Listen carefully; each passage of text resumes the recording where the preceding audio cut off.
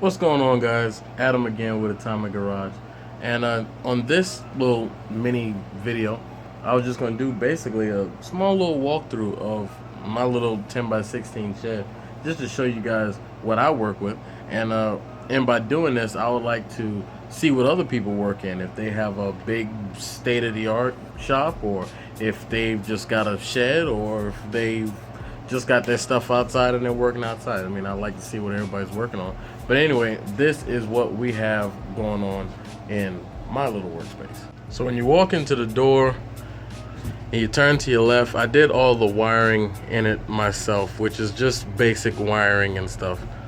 It wasn't too bad to do it, though I got kind of lazy and I only wired this left side of my shop. But anyway, so we've got a Harbor Freight welder here. And this is nothing special about this welder here. The only thing is I wish I kind of didn't cheap out a little bit. There's different welders that you can get. Well, this is the 240 volt. The thing is, I don't have full control when I'm welding. I can control my wire speed, but I can't really control the temperature and how hot it gets. I have a low setting, which is 1 and 2, and a minimum and a maximum. And sometimes minimum isn't strong enough, even when you try to adjust your wire speed, and maximum will literally fry anything thin or whatever. So, but it gets the job done, and it can be converted to gas, so I plan to do that soon. As you'll see, a lot of stuff in my little work area is furnished from Harbor Freight. I mean, I'll be completely honest with you. I don't have a ton of money to buy a bunch of stuff, so we try to take care of what we got and go from there. We got a 6-inch bench grinder, which is kind of weak. If you put a serious load on it, it is a tad bit weak, but it gets the job done for the most part. It sheds quite a bit.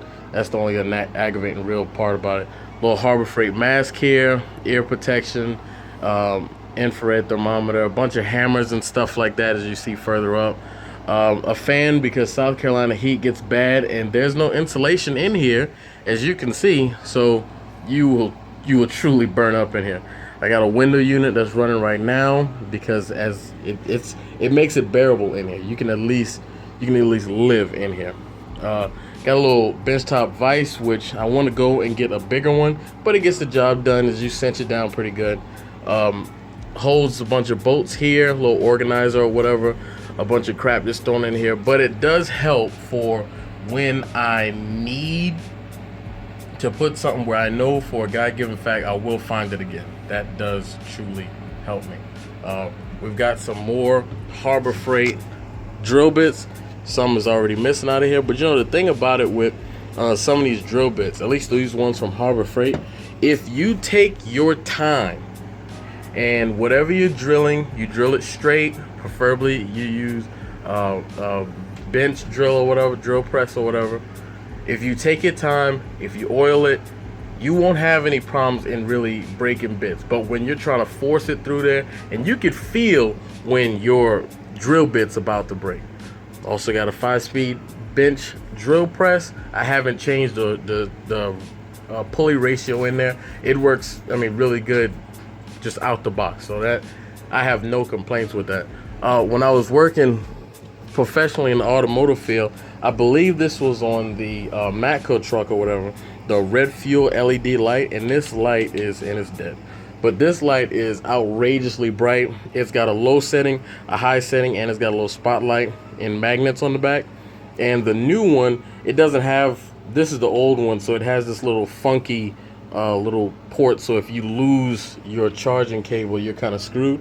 The new ones have just a micro USB that all phones nowadays are taking, and that light is amazing. I mean, you get a good 2.5 hours of constant brightness, and it really does the job. I've got a 302 block here, and on it is 351 Windsor heads. I've got some 302 heads over here.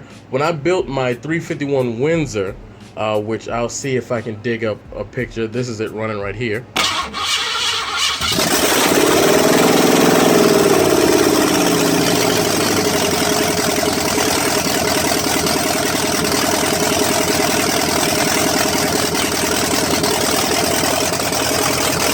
my 351 Windsor, I put GT40P heads on it, and of course you have to drill out the head bolts to a 1/2 inch or whatever. I did valve work and stuff like that. And be careful when you buy some of these put together kits. So I bought the kit from Comp Cam for that Ford, and I couldn't even use the springs and stuff. Mind you, building a Ford, not really cheap. Just want to throw that out there. And I couldn't even use some of the springs. The guy claimed that he couldn't really get the adjusted spring height and stuff like that right with these, so I couldn't even use some of the kit, which was kind of a tad bit annoying, given the fact that you spend almost $500 on that. But anyway, from there we got some cleaning supplies, brake cleaner, which I'm critically low on. Tip for you guys is, if you guys are constantly working and stuff, the brake cleaner is life. Don't just go anywhere and buy it. You go wherever the sale is. I mean, there are some crappy brake cleaners or whatever like that, but for the most part, if you can go somewhere and there's a can for like $1.30, oh, I'm buying a case, because that case will hold me over, and it does the job. And I try to keep a full assortment of fluids, some power steering fluids, oil, a couple filters, so I don't always have to run to the store.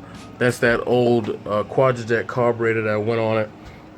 And in my shop, I try to have a lot of workspace, though you see a lot of stuff on them. I try to have a pretty decent and a heavy, and this is just made out of pallets. This is something I threw up within a few minutes just to work with, and it's truly steady. So going on from here, I have my Cornwell roll cart, and it's extremely junky. I'll be completely honest with you. I'm sorry for that, but there's a backstory with this. So this is my second time owning this roll cart. The first time I had it, I bought it from a guy who worked with me at a Toyota dealership, and he had Snap-on everything, and he had at least $50,000 or better in Snap-on stuff. And anyway, he didn't need this anymore, and he used it for Honda Odyssey engines and transmissions. As you know, you got to drop them out the bottom, and this is supposedly patented by Cornwell to be the strongest roll cart that's being made, because the double wall thickness and stuff like that. And the old girl has shown some age on her, but it will support a full engine and transmission sitting on top of it. At least a V6 Honda Odyssey engine and transmission, which, any engine and transmission can weigh a pretty good bit, but that's worth gold. And I sold it because I went to another dealership. I went to a Lexus in Columbia, South Carolina, and they furnish your own toolboxes. I stayed there for a while, and when I left, I needed another toolbox. Luckily for me, the next Cornwell guy bought this box, and I bought it off of him immediately when I was working at a transmission shop. So that was awesome. It was fate, and I don't think I'm gonna ever sell that. And then you'll come to the shame part, which is junk and trash. Don't let your trash build up, because when you let your trash build up, you'll never want to take it out.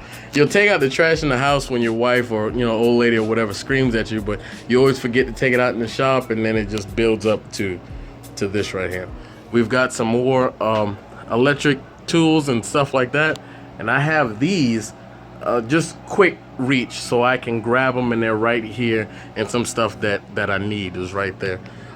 Creeper, which I don't really get to use that much because unfortunately I'm on the dirt, and I built a little welding cart because I was too cheap to buy one from Harbor Freight. Not finished with it, still got to work on it, but yeah, it gets the job done for whatever it is. So guys, this is my little shop. Another little Harbor Freight battery charger. My shop vac, I got that from Lowe's. I got it on sale for like $25 for this one, and I forgot the gallons of it. But it's a wet and dry one. I think it's got like that 2 horsepower electric motor on it and stuff like that. It's a good size, and it gets the job done. I just wait for stuff to go on sale, quite honestly. And once it goes on sale, then I'll run and grab it up. And under my workbench, again, Harbor Freight chop saw, and it does its job as long as you're not trying to force your cuts. You just let the weight of it carry it down and through, which sometimes takes a while. It gets the job done. Extremely loud. Make sure you wear ear protection. The miter saw that I have, it's okay, but make sure if you do decide to get one from Harbor Freight that you make sure you set that thing up so it's straight and the cuts will be straight, because the first time I took it out the box, I didn't know anything about it and started cutting and everything was off, and it was a nightmare. One thing to avoid from Harbor Freight is that little thing right there. That is a true piece of crap right there. It's supposed to be the 4-in-1 portable power pack or whatever, and that thing can stay on the charger. It can stay on the charger, and it doesn't charge all the way, and that's the one thing I didn't get a warranty for, so I paid for that. But it doesn't jump anything. I mean, you can jump a lawnmower, okay, I'll give you that, but a car or something, unless it's just went dead and it still got power. If it's anywhere more than that, anything more than that, that's not going to start anything. And if it's fully green, you got a small chance, but after a few seconds of charging it, it drops to the little yellow LED, and then it's over from there. I mean, the only thing I really use it for is the portable tire inflator, and that, you know, I'll use it for that. But there you go, guys. So there you go, guys. That's what my shop looks like. Also got a little Lowe's compressor up there. Don't cheap out on compressors. Go ahead and get you a good size compressor. I see a compressor that's at Tractor Supply that I'd like to buy, and I think it's like 340 bucks. It's one of those big compressors, but I think that's truly worth it, because if you want to spray something or anything that needs any kind of constant pressure, that not gonna do it at all. That's not gonna do it at all. And that's also my drone that I built a while back, and it flies. I can't get it to fly completely straight in the hover. That KK2 board is I don't really care for. But anyway, that's another thing. But there you go, guys. This is my shop, and I'd like to hear comments and see what you guys working on, whether it's pictures or video or anything like that. I'm also doing something where I'm doing a sub for sub, subscriber for a subscriber. So if you subscribe to me, I will subscribe to you. I'll give you feedback on what you're doing and what you got going on, and I request that you do the same thing for me. So thanks, guys, for taking a look at what I spend quite a bit of time with, and see you guys in the next one. Peace.